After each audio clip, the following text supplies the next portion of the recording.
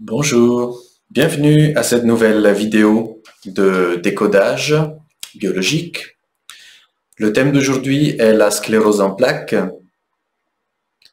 C'est donc une maladie auto-immune qui touche le système nerveux central.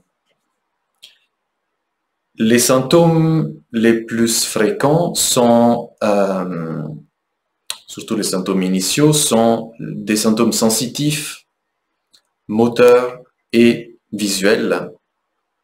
D'ailleurs, ce sont souvent des symptômes visuels qui viennent en début de maladie.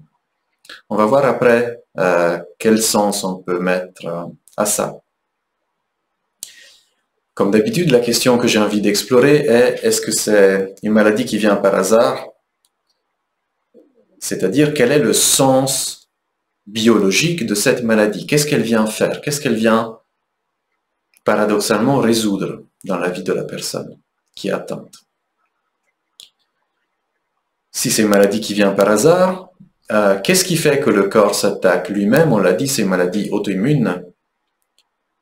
Pourquoi le corps se déréglerait au point de s'attaquer lui-même? Et dans ce cas, pourquoi il s'attaque uniquement à un nerf ou quelques nerfs précis? Et pas à tous les nerfs, par exemple.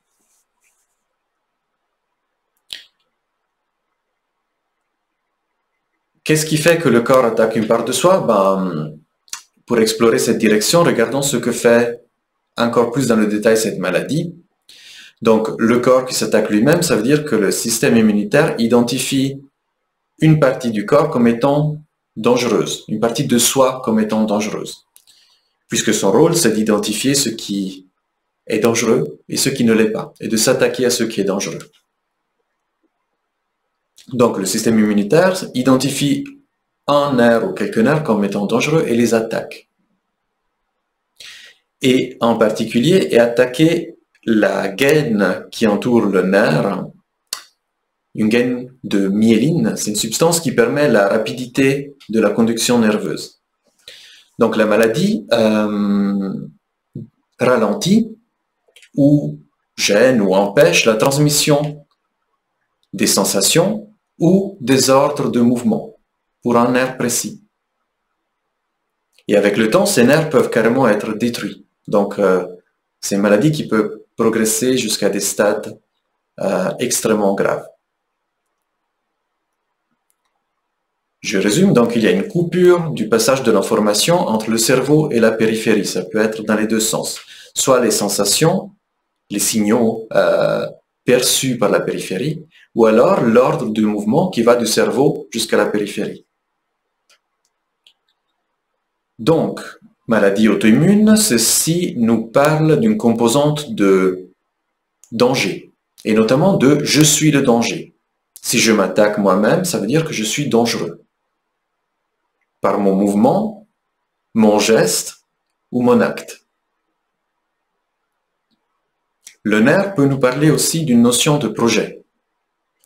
Le nerf est cette structure, ce tissu qui permet de mettre en œuvre, de mettre en matière ce projet qui est dans le cerveau, qui est voulu, qui est imaginé.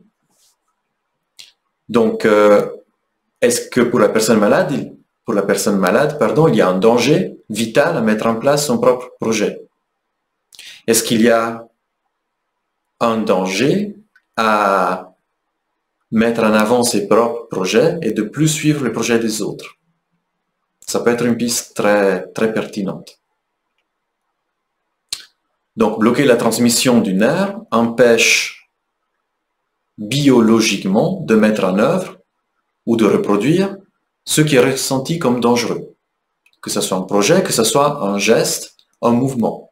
Je pense à des situations où, par exemple, il y a eu quelqu'un qui a été en danger et on n'a pas réussi à le sauver. On n'a pas réussi à faire le geste qui a pu sauver. Ou, carrément, on a eu un geste qui a mis en danger quelqu'un. D'où le ressenti de « je suis le danger par mon geste ».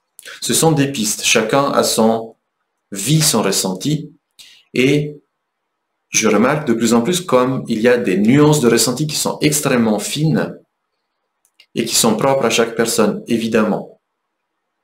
Une même situation peut être vécue de façon différente par chacun, dans des nuances de ressenti très différentes.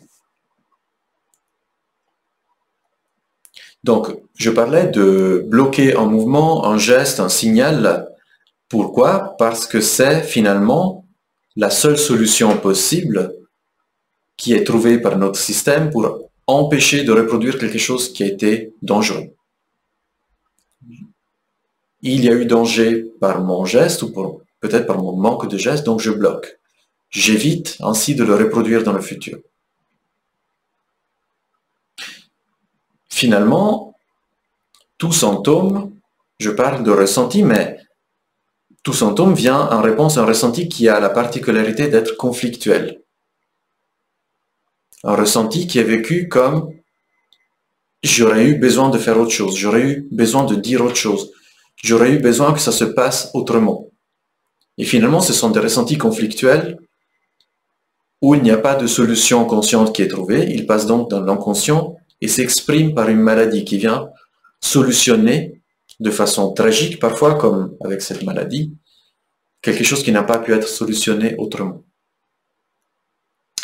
En jeu ne sont pas des bricoles, mais la survie. Pour avoir des symptômes si forts qui se mettent en place, ça répond à un ressenti qui est extrêmement fort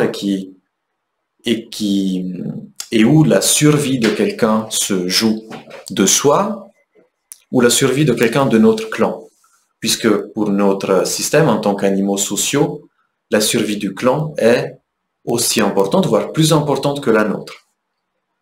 Ce qui explique qu'un symptôme si fort qui fait des dégâts dans le corps vienne peut-être en réponse à quelque chose qui a mis en danger quelqu'un de notre clan. Pour notre biologie, c'est quelque chose qui est extrêmement important, extrêmement prioritaire.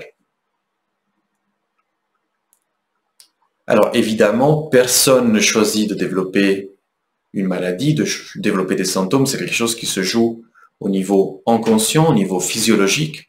C'est un mécanisme qui est automatique et qui ne vient pas par hasard, c'est là que je veux en venir. Et je veux aussi souligner le fait que quelqu'un qui développe des symptômes n'est en rien responsable. Des fois, on voit la maladie comme une punition, comme une responsabilité, une punition. Ben, il n'en est rien, c'est une réponse à quelque chose qui a été vécu et sur lequel on n'a aucune prise. Et c'est important aussi de remarquer que les symptômes précis nous permettent de remonter au ressenti précis. C'est comme des pièces d'un puzzle qui permettent de finalement remonter à ce qui s'est joué, à ce qui se joue dans l'inconscient de la personne. Par exemple, à quel moment survient une poussée de sclérose en plaques? Qu'est-ce qui a été vécu juste avant? Quelle situation conflictuelle a été de nouveau vécue et qui rappelle le conflit de base? Ou alors à quelle date elle vient? Est-ce que c'est une date à laquelle dans le passé s'est joué quelque chose d'important? Quelle est la partie du corps atteinte précisément? Quel est le nerf qui est atteint? Est-ce que la peau est atteinte avec des sensations, avec des fourmillements, des démangeaisons? Ceci nous parle d'une tonalité de séparation. Dans les deux faces de la médaille séparation-contact, une atteinte aux muscles nous parle d'un ressenti lié à un sentiment d'impuissance. Les muscles sont la partie du corps qui symbolise la puissance. Est-ce que ce sont les jambes qui sont atteintes? Dans ce cas, ça peut parler de quelque chose qui se joue au niveau de la verticalité, de la posture. Verticalité réelle, comme quelque chose qui implique une chute, une échelle, un déplacement vertical, ou de plus en plus symbolique, comme un déplacement géographique. Je monte en Allemagne, je montais en Angleterre. Ou une promotion, ou le lien à un supérieur hiérarchique. Vous voyez, ça peut être des ressentis très symboliques, des liens entre ressentis et parties du corps qui sont extrêmement symboliques, mais néanmoins réels. Notre cerveau fonctionne comme ça, avec des symboles. Est-ce que ce sont les yeux qui sont touchés? Je disais avant, souvent ils sont touchés en début de maladie, de cette maladie. Les yeux nous parlent souvent de peur. Est-ce qu'il y a quelque chose qui a fait peur, qui a choqué, qui a été vu, ça a passé par la vue? Dans ce cas, ça a du sens, tragiquement, de couper la vue, de la limiter pour que ce qui a fait peur ne puisse plus transiter par là. Pour qu'on puisse plus avoir peur de la même façon, finalement. J'ai envie d'amener une autre piste qui est, à mon avis, très parlante. Il y a des personnes qui sont au monde, qui vivent dans l'action, dans le faire, dans l'importance du geste, du faire, de l'acte, de la création. Et si quelqu'un qui est au monde de cette façon vit un événement choquant, qui est ressenti dans la tonalité de mon geste a amené du mauvais, mon geste a amené des conséquences graves, ben, le conflit interne va être énorme. Si pour moi tout est dans l'action et mon action a amené du mauvais, vous sentez bien à quel point le conflit peut être énorme. Et donc a besoin de trouver une solution, une issue, une expression. Et ça passe donc par le corps, ça peut passer par une maladie grave comme la sclérose en plaques. J'ai aussi envie de mentionner que pour moi c'est une maladie qui est particulière. Je suis pharmacien, je vois beaucoup de personnes qui sont atteintes par cette maladie et j'ai toujours trouvé que c'était une maladie où il n'y avait pas de sens en fait, qui frappait par hasard et ça m'a toujours beaucoup touché. Donc pour moi c'est très important de pouvoir finalement amener des pistes, déjà pour moi mais aussi finalement pour ceux qui sont intéressés, qui permettent d'y mettre du sens. C'est quelque chose qui me touche particulièrement, j'avais envie de le poser, de le nommer. Et ce qui m'amène aussi à vous rappeler de ne pas amener ces pistes à quelqu'un qui ne l'a pas demandé, qui n'est pas d'accord. Ça touche à des ressentis qui sont très personnels, très forts, comme vous le constatez, comme vous l'imaginez. Si quelqu'un n'est pas prêt ou ne veut pas, c'est peut-être jamais le moment d'aller dans cette direction, ne l'imposez pas. Ça peut toucher à des parts gardiennes qui sont très très fortes et les faire réagir très très fortement.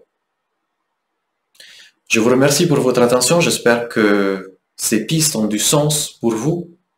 Pour moi, elles en ont beaucoup.